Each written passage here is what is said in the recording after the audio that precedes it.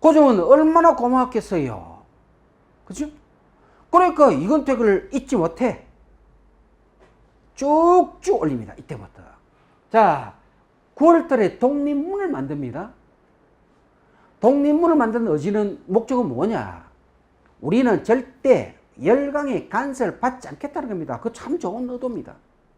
그런데 내용을 쭉 정기한 내용들을 분석해 보면은 열강의 간섭을 받지 않는 것이 아니라 청나라를 배제하고 청나라를 조선 땅에서 배척하여 조선에서 간섭하지 못하게 하는 겁니다. 그 다음은 러시아입니다. 일본은 왜 배척하지 않느냐는 거예요. 이상한 일입니다. 독립협회에서 추구했던 나라들 보면은 청나라와 일본이에요. 청나라와 러시아입니다. 일본은 배제국이 아닙니다. 그러면 진정한 우리가 열강의 간섭으로부터 벗어나려고 하면은 모든 열강들을 다 배척해야 되죠. 자, 이게 이상하다는 겁니다. 그래서 독립문을 만든 자리도 영업문을 흘러낸 그 자리입니다.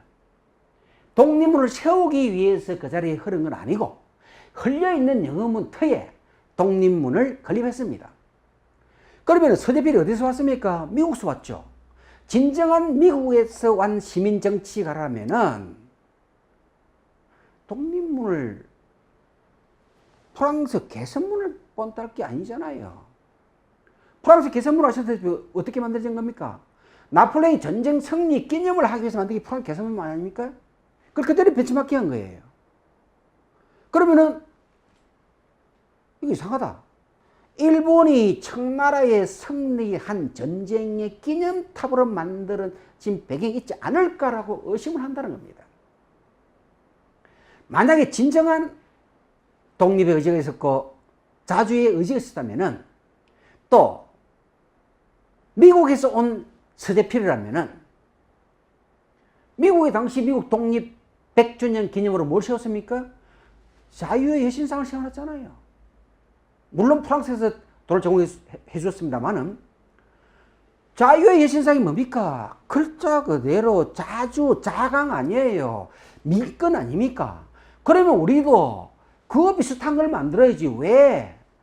프랑스 나폴레옹이 전쟁 승리 기념탑으로 만든 개선문을 그대로 가져와 가지고 독립문을 만들었다는 겁니다.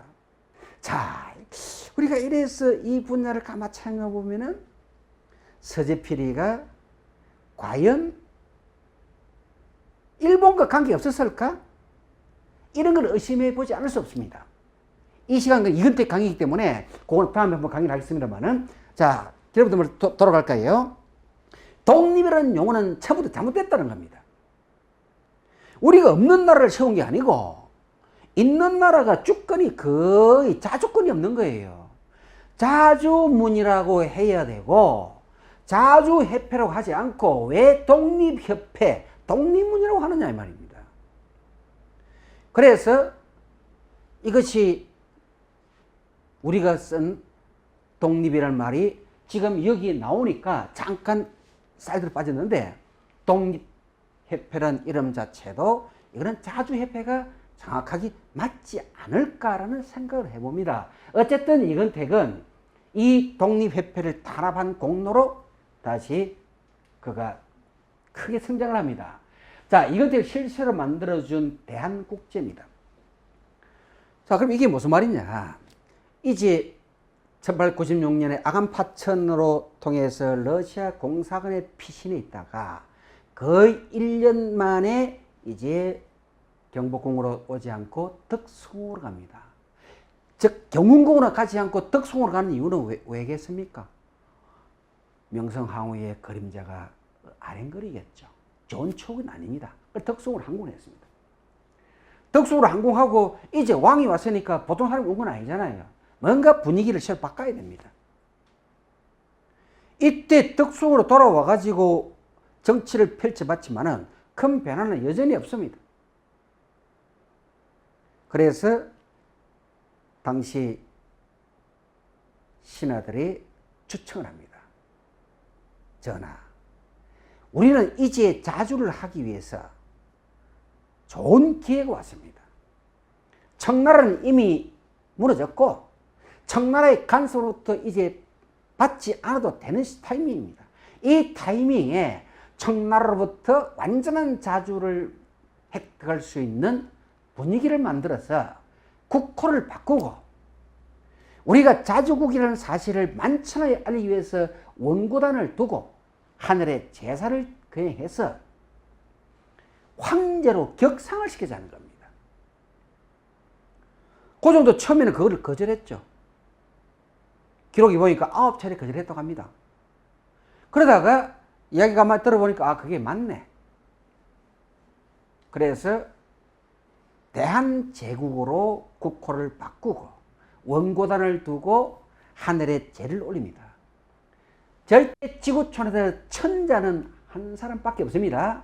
천자는 뭐예요? 하늘의 아들이죠. 그 하늘의 아들은 중국 황제밖에 없습니다. 그런데 우리가 하늘의 제사를 지낸다면 중국과 동격이죠. 대등한 관계를 겁니다. 왜? 대외를 보여주기 위해서. 그래서 원고단을 만들고 하늘의 제사를 올리고 대한제국의 국호를 바꾸고 개혁을 합니다.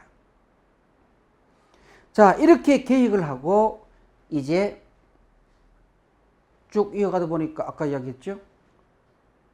동해패가 지나치게 강하게 왕권을 폄하하고 왕권을 약화시켜서 의회를 만들었고 의회에서 내가 구성권까지 주장하다 보니까 여기에 고종이 화가 난 거예요. 그래서 대한국제라는 걸 반포합니다. 자, 대한국제가 뭐냐 보세요. 고종은 군주권을 견제할 모든 장치를 없애버리고 무슨 말이죠? 군주권을 견제할 모든 장치를 없애버리고 황제에게 입법, 사법, 행정권을 집중시킨 독재 국가를 입법으로 합리화한 것이 바로 대한국제입니다. 자, 완전히 역행하죠. 그지? 시대가 민주, 근대로 가고 있는데 고종은 오히려 역행을 하고 있습니다. 이걸 보고 당시 오스트리아, 헝가리 제국 외교관들은 국내에 와는 외교관들이죠. 이 나라는 현재의 혼돈에서 벗어날 수 없다 하고 본국에 보고한 사료들이 많이 나옵니다. 거기다가 1899년 8월 17일 이 법안을 들고 온 교정소 총재 윤용선이 아부를 했습니다. 폐하, 외국인도 이걸 잘하고 있다고 칭찬하고 있습니다. 라는 식으로요. 보세요. 외국인 또한 옳다고 한다 하고 보고했습니다. 고종은 거기에서 그치지 않고 1901년 11월 17일 고종은 기존에 경부 소속으로 존재하던 자 보세요. 경무청입니다. 요새 말로 경찰청이 되겠죠. 경찰청을 그대로 두고 별도로 뭘 두었다? 경위원을 둡니다. 그러면 경무청은 뭡니까? 로봇도 됐죠. 또 있습니다. 자, 종래에 우리가 탁지부라는 게 있죠. 그죠? 탁지부. 탁지부는 뭐 하는 곳입니까? 예산을 관장하는 곳입니다. 예산을 관장 탁지부를 두고 예장원을 또 다 별도로 만듭니다. 주머니를 별도로 찾다는 거죠. 또 군부를 두고 별도로 원수부를 또 둡니다. 이거는 입법, 사법, 행정을 전부 황제가 다 지겠다는 거예요. 그러니까 정부를 마비시켜 버렸죠. 이걸 보고 당시 헝가리, 오스트리아 외교관들이 얼마나 웃음도 안 나온다고 했습니다. 웃음도 안 나온다고. 자, 여기에 그 중심에 누가 있었다? 이건택이 있었습니다. 보세요. 여기에 전쪽 가나하여 봅니다. 경위원은 국내부 황실 직속이다. 이로 하여금 황궁 내외 경비, 수상한 입업자를 규찰하고 체포하는 사무를 전적으로 관할하여 기존 기관을 무력화하기 위해 경위원 총관에 이건택을 임명했습니다.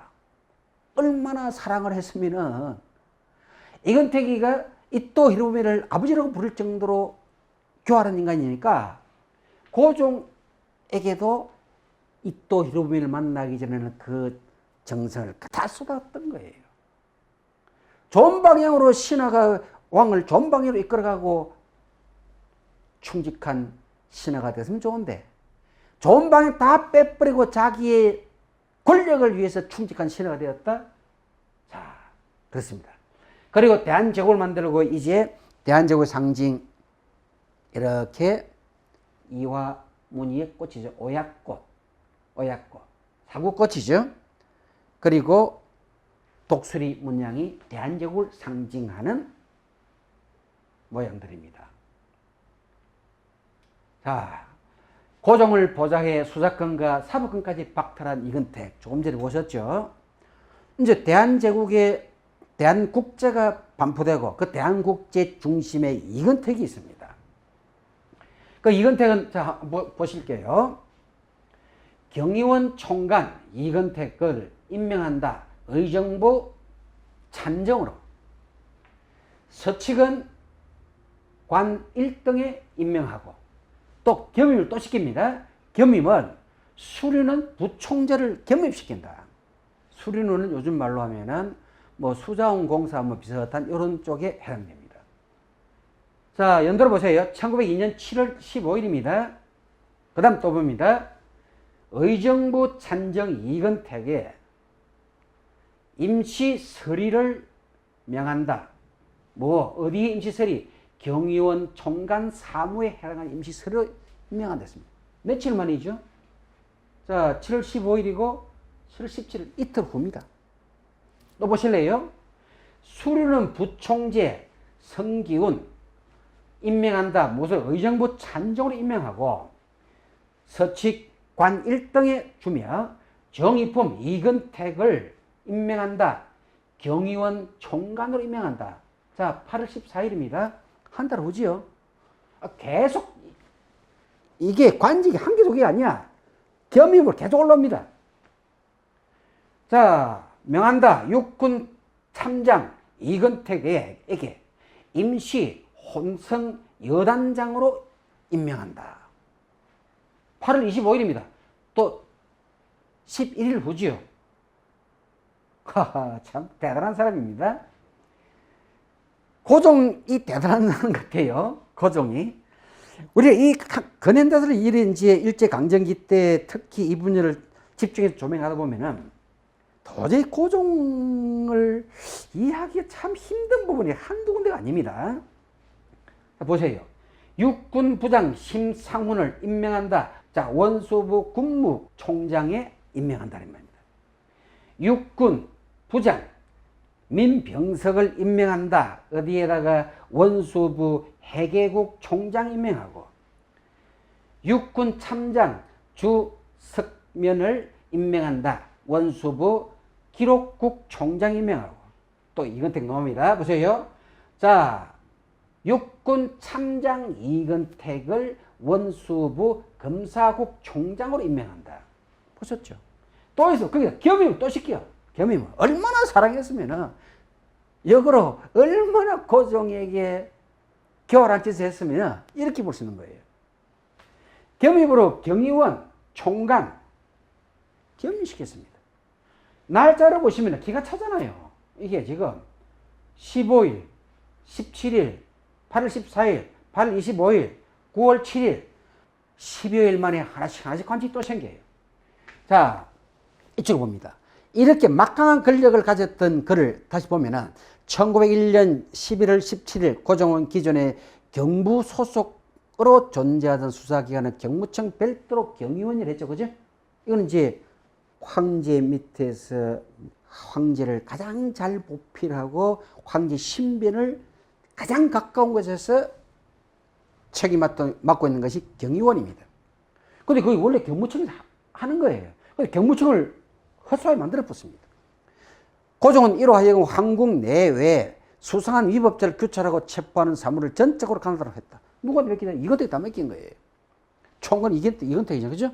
9일 뒤 고종은 이근택을 공석 중이던 사법부 수장 법무 대신 서리로 겸임시킵니다. 거기다 군사 지휘부 원수부 검사국 총장까지 겸임시킵니다. 능력이 있어서 그런가요? 어떨 때는 내가 이 지금 사료를 잘못 보고 있나? 내가 해석을 잘못하나 하고 내 스스로 의심이 돼요, 지금. 그리고 대한제국 군사는 밀란, 진압 같은 치안이 주 업무였다. 모든 수사권과 사법권이 고종과 그 꼭두각 씨한테 집중된 어이없는 사법 시스템이 완성된 겁니다. 1904년 7월 15일 중치원 의관 안종덕이 상소를 통해 고종에게 비수를 던졌습니다. 뭐라고 했느냐? 배야, 도저히 이해가 안 된다. 경무청을 두고 경위원을 별도로 설치를 왜 했으며, 탁지부를 두고 내장군을 왜 별도로 설치했으며, 군부를 두고 원수부를 왜 별도로 설치했으며, 경무청을 두고 경위원을 왜 두느냐 이 말이다. 이것이 황제가 바라는 정치입니까? 모든 정치 시스템을 싹 마비시키고 올 황제권으로 돌리는 것은 참으로 부당함이다 하고 안종덕이 상소를 올린 겁니다. 자, 주요권을 장악한 최고 실세 이근택이 일본의 첩자로 변신합니다. 자, 아까 얘기했죠? 이토 히로부미를 아버지라고 불렀던 이근택. 그 열정은 이토 히로부미를 만나기 전에는 모든 열정을 고종에 다 쏟아부었습니다. 고종은 그를 무척 사랑했고 생기는 관직마다 주요 관직을 전부 겸임시켜서 그에게 충성하도록 만들었고 또 충성을 했습니다. 그런 이근택은 고종이 러시아 공사관으로 숨어들 만큼 친러파였습니다. 고종 역시 친러파였어요. 이근택 친러파죠. 그리고 러일 전쟁이 일어나면 반드시 러시아가 이긴다고 힘주어 말하는 사람 중에 대표적인 사람이 또 이근택입니다.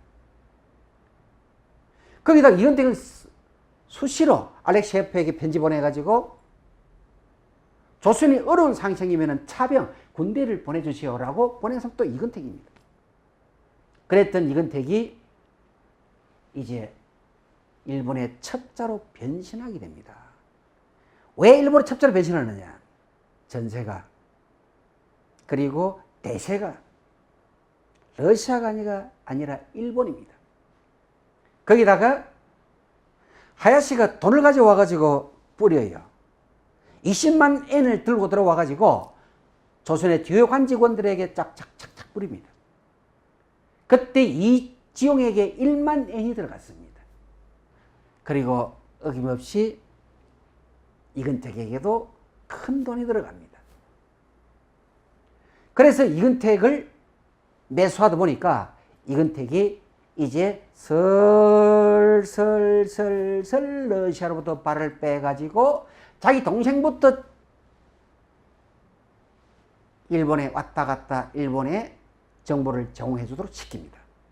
자, 보실래요?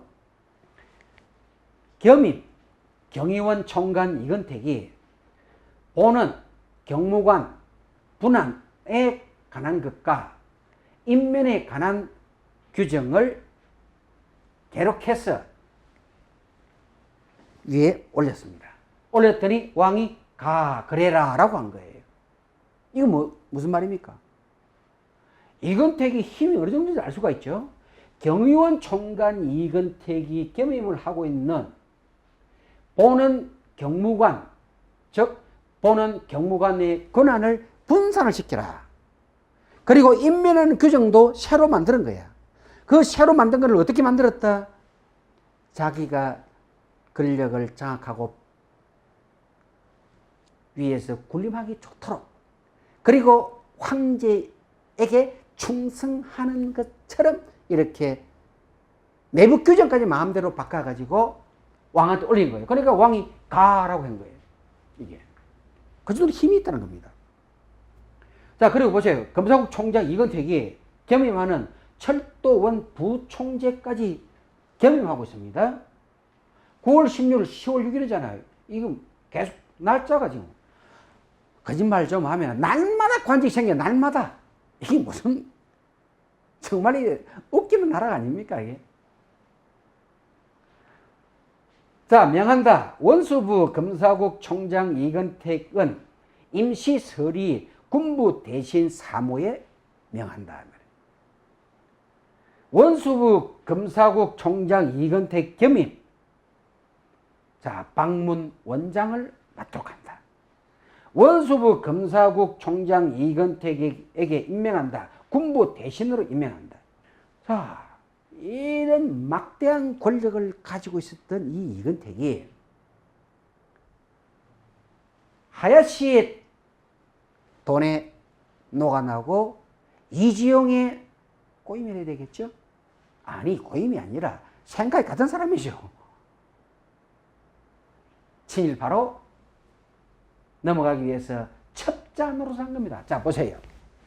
하야시 곤스키가 1903년 9월경부터 조선의 관료들의 매수를 돌입하면서 이지용, 이건택, 민영청 등을 매수하고 다수의 친일 관료들을 확보해 갑니다. 이때 이건택은 일본 공사관 하야시로부터 기밀비 30만 원을 받았습니다. 30만 원. 받고 첩자 노릇을 하면서 한일 의정서 체결을 도왔고, 그리고 그는 본래 친러 성향의 인물이었지만 하야시에게 매수돼서 1904년 2월 일본은 조선의 군사적 위협을 가하며 한일 의정서 조인에 적극적으로 협조한 사람이 이건택입니다. 한일 의정서가 뭡니까? 일본 식민지 로드맵을 제공해 준 조약이 바로 한일 의정서입니다.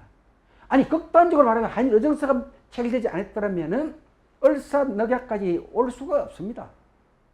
또 러일 전쟁을 승리로 가져갈 수도 없는 거예요. 한일 의정서 체결 안 됐더라면. 한일 의정서가 바로 식민지를 할 수 있는 모든 기반을 다 만들어준 거예요. 특히 1조와 4조 조항이 보면.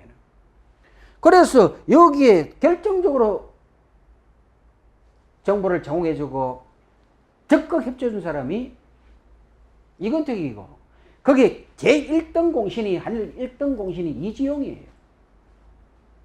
그 공로로 40세의 법무 대신으로 임명되고 8월에 일본 정부가 주는 우길 대수장을 받았고 9월에 군부 대신으로 전임되어 을사늑약 당시 그는 군부 대신된 겁니다.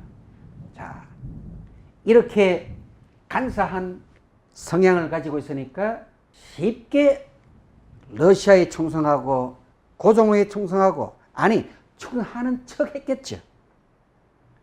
그러다가 바로 하야시 곤스키 돈에 바로 넘어갑니다.